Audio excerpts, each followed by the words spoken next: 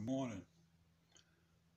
This is going to be a summary of the circus story and the beginning of the next story on this, I don't know, 15th day of April in the piece of crap year 2020 so far.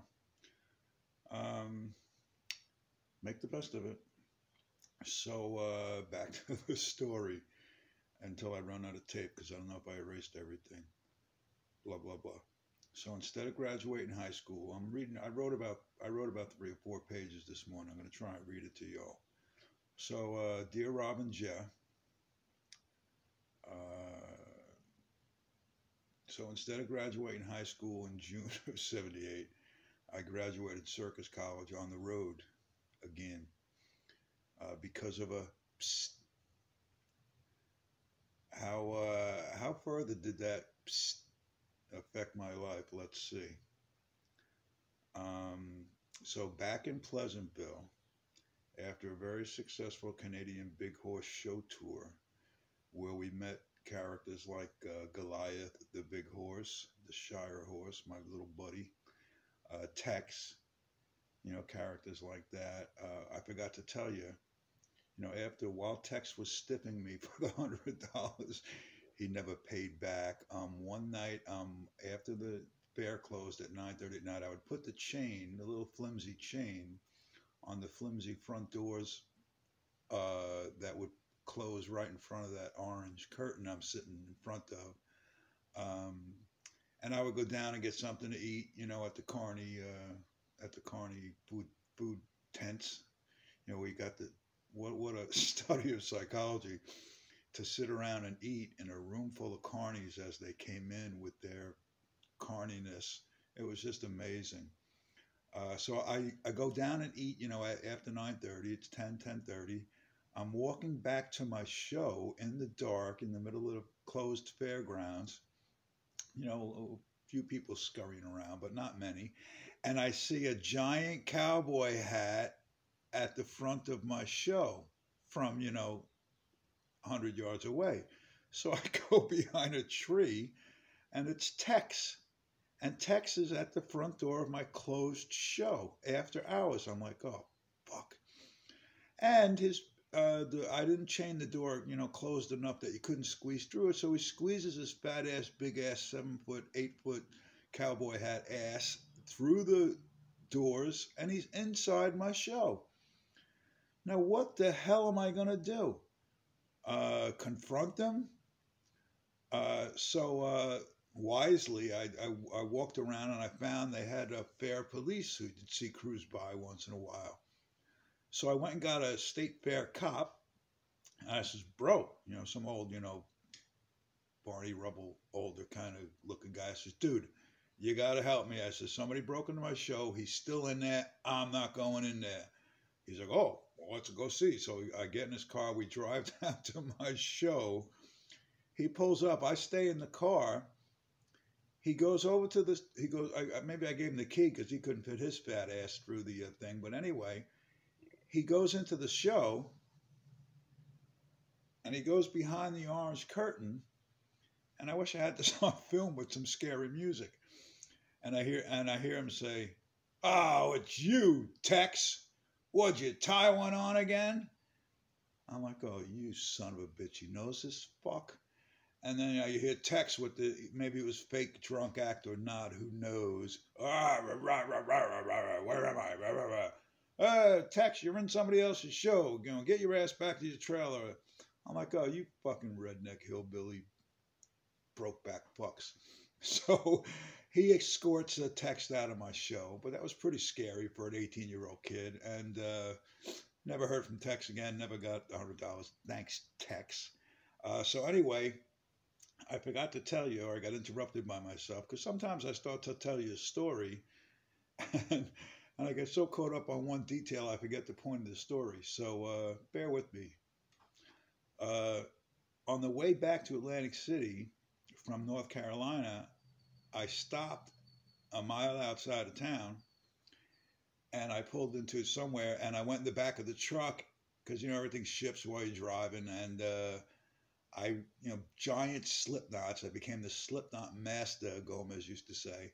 Giant slip knots on, 2-inch thick rope workout. So I repacked everything. I shouldered everything. I redid my slip knots. I straightened everything, swept it out, uh, and made it look nice, just on instinct. And so then all right, let me get back to my reading. So now when I brag, I'm just bragging. Who else is gonna do that for you? Nobody. It's impossible. So I'm gonna write a song. Only one can brag about oneself. Blah blah blah. So Steve and Bob were so impressed by the pack job I did at the last show in North Carolina. They thought I didn't tell them I stopped outside of town. But Mark told me a while later. He said, Steve was so impressed by how a good job you did, on the neatness, bringing back to him, blah, blah, blah. So it worked. Even though I didn't even know I was doing it, but I did. So they were so impressed, Steve and Bob, by the pack job and my performance, and everything was right, and big successful tour. So they put Goliath in the corral, and I had a permanent job now with these boys because from there they joined me up with Stevie's brother Joey, who ran the traveling petting zoo in the tri-state area. This also blew my little mind. It was a straight out life in a suitcase. Canary in a coal mine comes to mind for some strange BA reason. We did 2-week, it was life in a suitcase.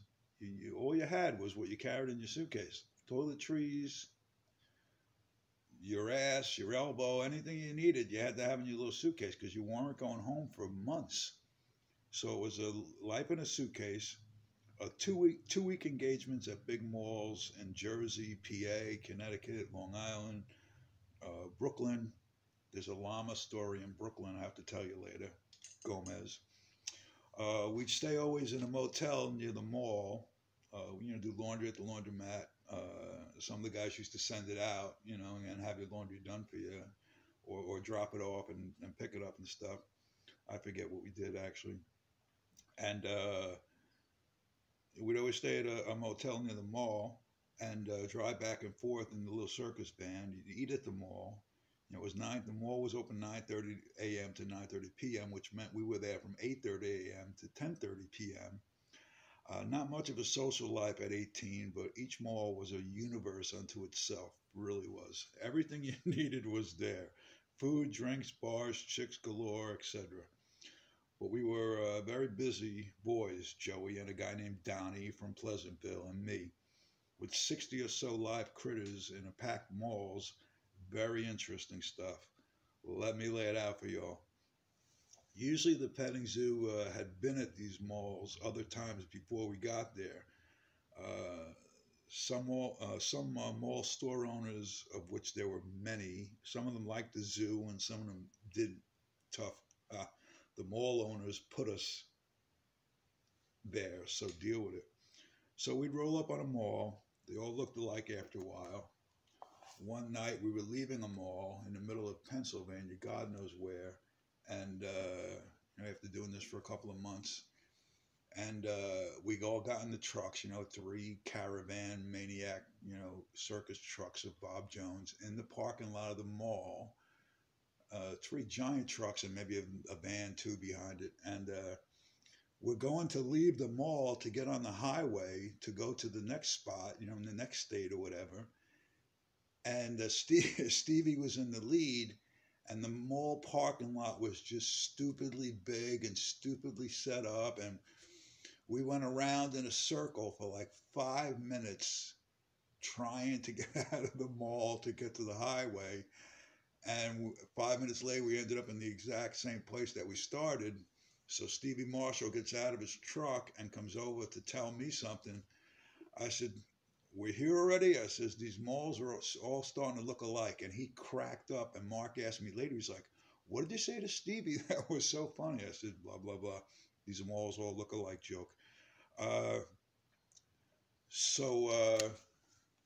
was I? So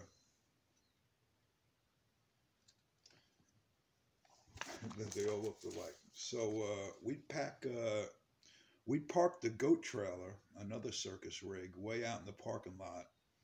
I kind of forget exactly what it looked like, but it was a trailer with it had a similar big ramp and up in it separate levels and pens for two llamas, a baby bull, a big bull, Brutus. Ivan was the crazy. Wasn't Brutus was a Brahma bull. Isaac was a yak, a baby yak. He was crazy. You'd stick your fingers in his mouth because he was still nursing, and he would follow you into the mall. That's how you let him.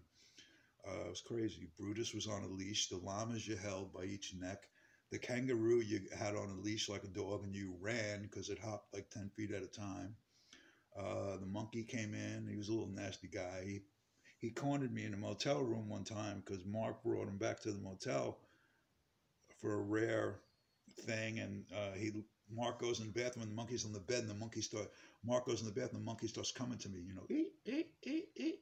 I'm like, Mark, get the hell out here! I will squish this thing, and he did, and I didn't. So they had emus, which were really weird. You had to be careful; they kept their necks caught in the cage and freaking kill themselves. A wallaroo, Rudy, who I used to box, is a cross between a kangaroo and a wallaroo, which makes him a little smaller.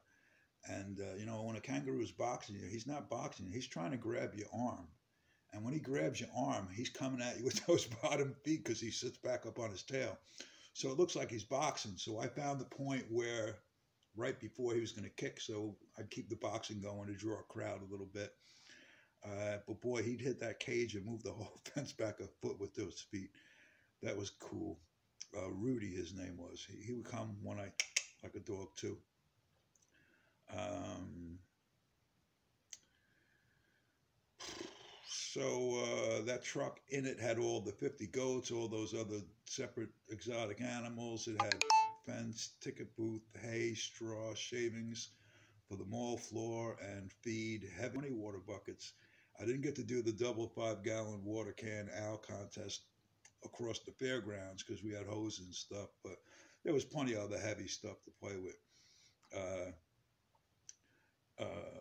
I used to I used to use my forearm to headbutt Jason the ram because if I let him see it coming, he would rear up like playing with me, and so I'd do that, and Brutus the Brahma bull was like a dog. He'd come across the yard and amazed people. But, I was just his buddy. I had 60 new buddies. And it was good having a Joey M running it. He didn't take any shit from anybody. He didn't take shit from store owners or security guards. Neither did his brother Stevie, who was interchangeable with Joey with different configurations of